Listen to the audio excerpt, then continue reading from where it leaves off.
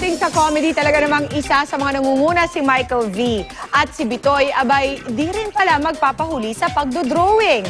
Watch this. Ito pa ang isang bagong kulay na tinatawag na kekuya. Ang kapuso nating si Michael V. hindi lang sa pagpapatawa bumibida, Sayote, pero hindi. Kekuya to.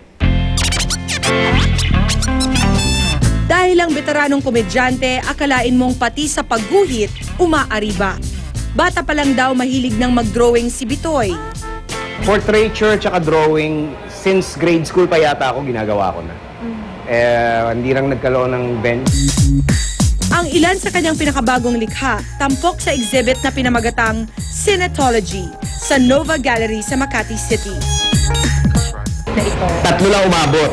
I was supposed to do mga 6 sana.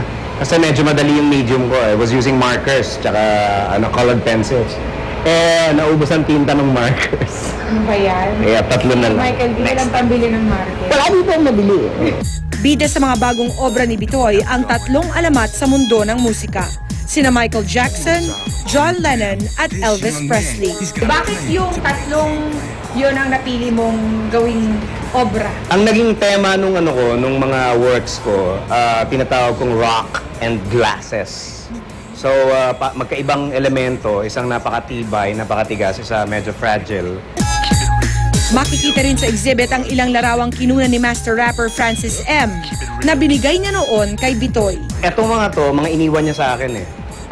Kasi before, nung nagsa-start si Francis na sa photography, sumali siya sa, what do you call this? Yung Camera Club of the Philippines. Yes. Sumali siya sa CCP. Nagsasubmit siya ng mga works doon para sa competition. And madalas, hihingi niya yung opinion ko. Premyadong komedyante na di pa rin pahuhuli sa sine. Talaga namang nakakabilib si Bitoy.